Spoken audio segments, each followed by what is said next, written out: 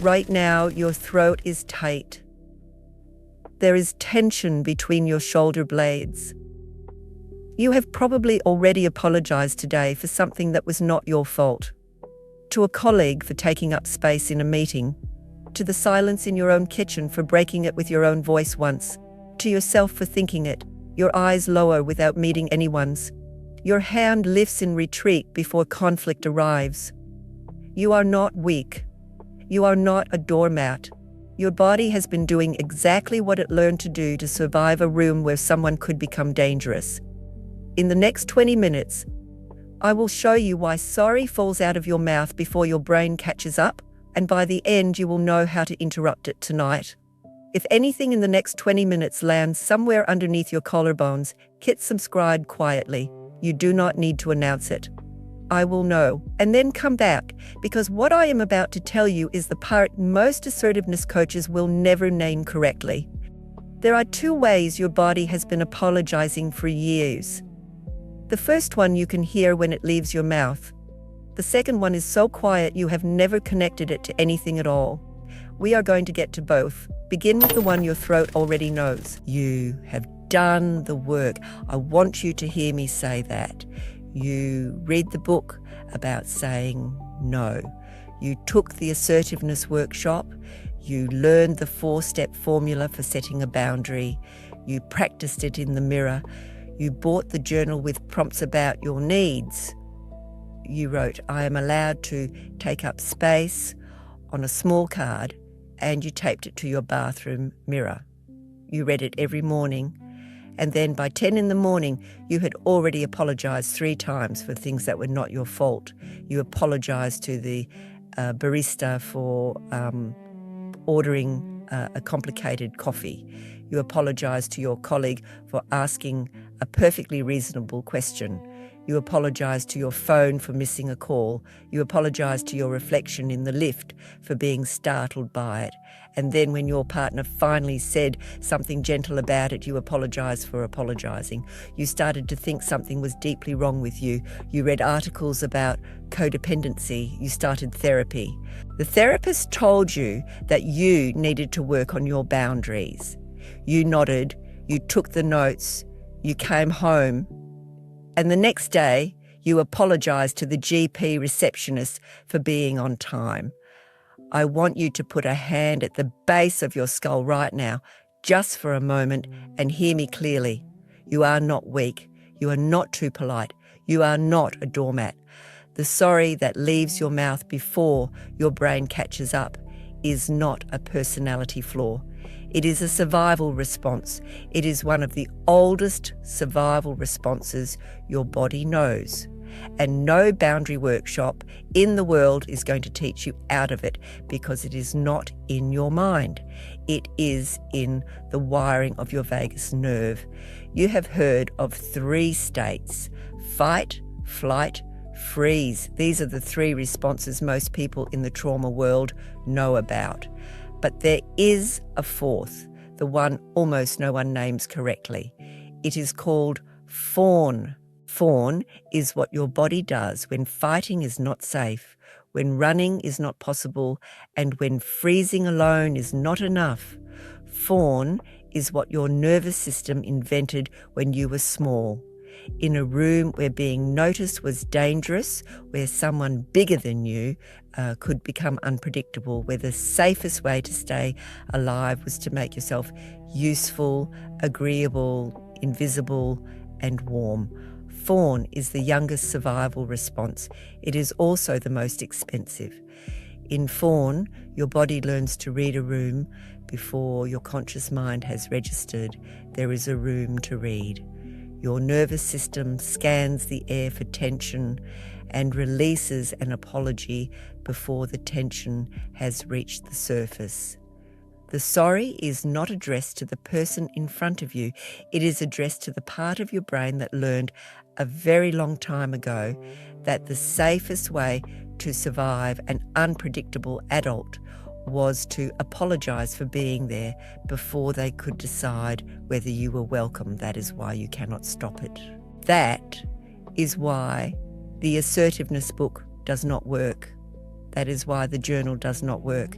Because the sorry is not coming from the part of you that can read journals. It is coming from a part of you that learned to speak before language existed. It speaks in vagal tone. It speaks in voice pitch. It speaks in the small lift of your eyebrows when a person walks into the room. And the only language it understands is the language of safety, repeated in your tissue over time until the body decides that the room is not the room your mother could not protect you in. This is not a failure of will. This is a body doing exactly what it was built to do. And you are not the only one. I work with women who have apologised to lifts for closing, to dogs for barking at them, to chairs for being where they stood. Every single one of them was extraordinary, and every single one of them carried Fawn in her tissue. I want to tell you about a woman, let me call her Claire, 34 years old, primary school teacher in Adelaide. Steady, kind, well-liked, the woman you would want teaching your child. Claire came to me because at a dinner with her partner of 7 years, she had apologised 4 times in 1 hour, to the waiter for taking too long to decide, to the table beside them for laughing too loudly, to the menu somehow for being short, and to her partner, finally, for interrupting a sentence he had not finished. He had set his cutlery down quietly. He had said gently, "Claire, you have apologised 4 times in the last hour, and none of them were necessary."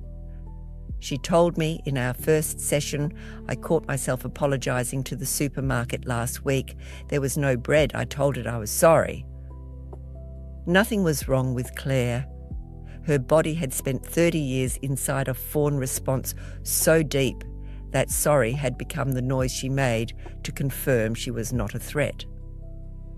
19 days into our work together at a staff meeting, the deputy principal interrupted her mid-sentence. She did not apologise. She finished the sentence. She told me later that she cried in her car afterward, not from upset, but from the strange new warmth of having occupied the space she was already in. And Claire is one woman, one of hundreds whose body has been driving with the handbrake on her own voice for so long that sorry has become the sound the brake makes when it tries to lower itself prematurely. When I was a small girl, my own mother apologised to the postman every day for the dog barking at the gate. She apologised to the neighbours when their own children cried. She apologised to the kitchen for being in it somehow, even alone. I inherited the reflex. By the time I was 11, I was apologising to teachers for being called on. By the time I was 25, I was apologising to lifts when they closed too fast. I called it being polite. It was not politeness. It was a body that had learned in a very old room that staying small was the price of staying alive. Understanding that the brake is on is necessary, but understanding does not release it. The brake is not on the car in this story. The brake is on your voice.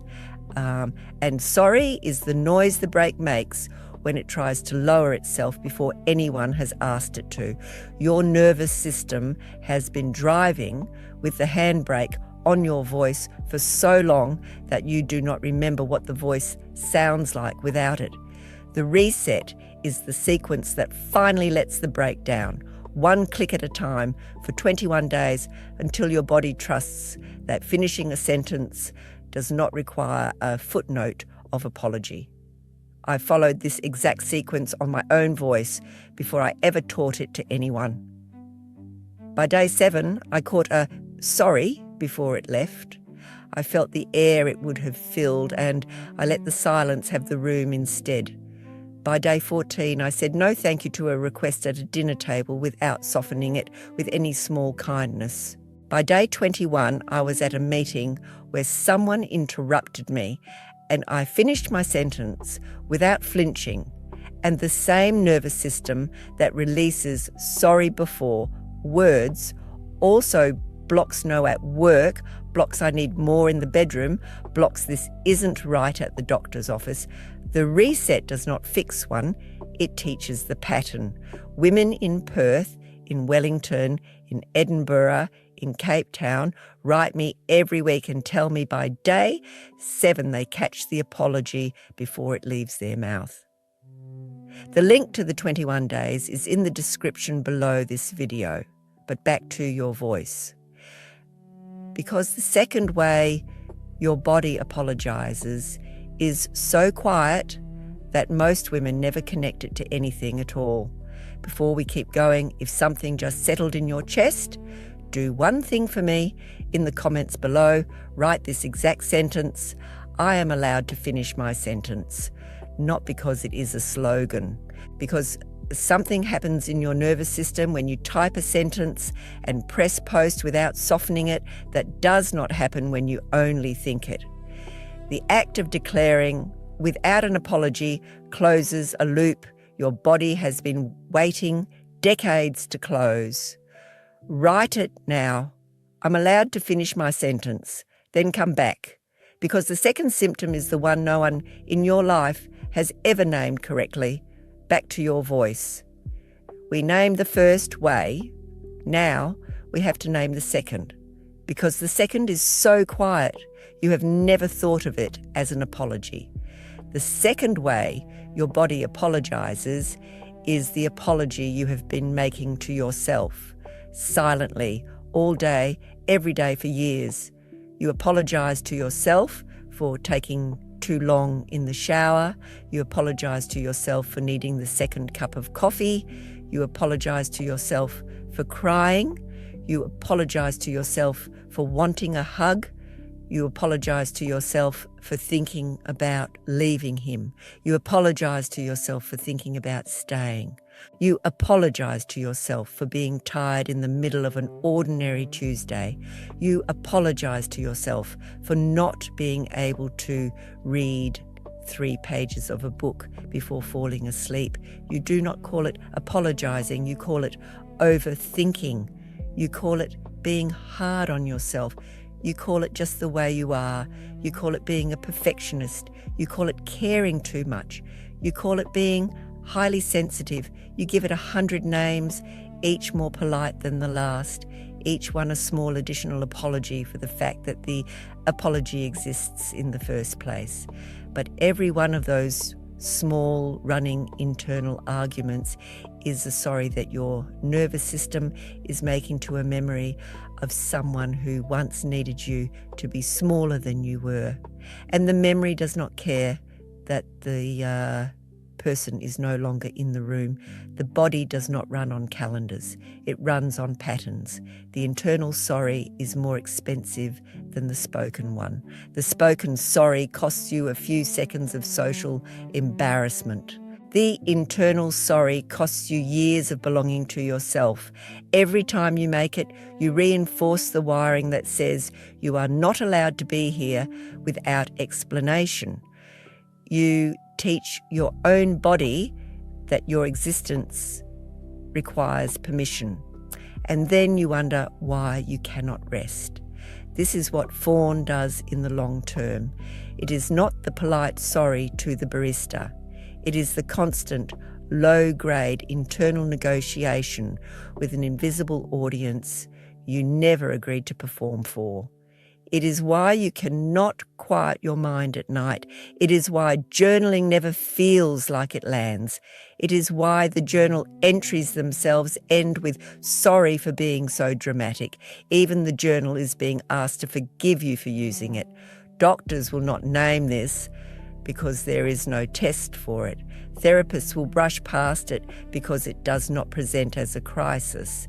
It presents as a woman who has been driving for 40 years with the handbrake on her own voice and has finally stopped expecting the car to go anywhere.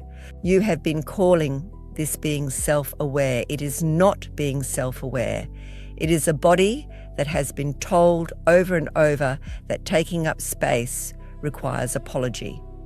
The fog of constant self-correction is not who you are. The fog is what you have been doing to keep yourself safe in a room your body still believes is dangerous. If your shoulders just dropped, write state 2 in the comments below. 2 words, your body knows. And here is what no one tells you about the handbrake on your voice. It does not come off all at once.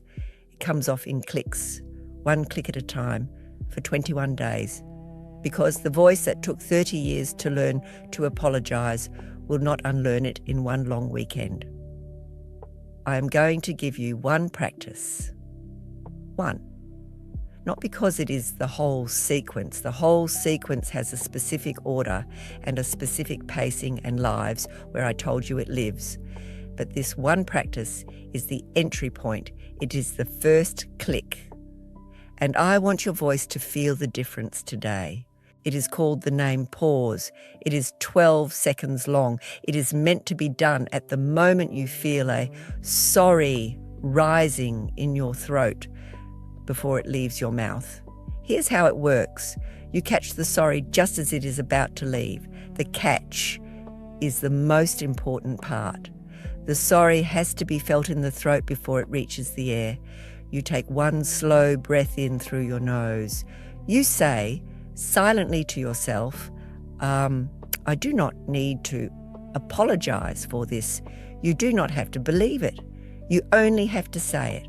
Then you exhale slowly through the mouth and you say whatever you were going to say without the apology in front of it. The first time you do this, the silence where the sorry would have been will feel very loud. You will think you have been rude. You have not been rude. You have just stopped sending a signal your nervous system has been sending to a room that is no longer in your life. What the name pause does that the assertiveness book cannot do is interrupt the apology before it reaches the vagal pathway that delivers it. The book is asking your mind to be different. The body does not listen to the mind in Fawn. The name pause speaks the body's own language. It says, in 12 seconds, I am still safe, even if I do not apologise. Repeated, over 21 days, the body begins to believe it, and the sorry stops arriving. If you just caught an apology that was about to leave, right, I caught it in the comments, 3 words. The catch is the click. What changes when the brake on your voice comes down? I want to describe this to you in sensations because your mind is not the part of you that needs to hear this. Your voice is.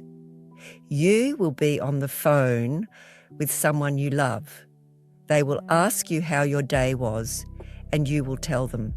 Not the version where the difficult parts are softened, the version where the difficult parts are also true.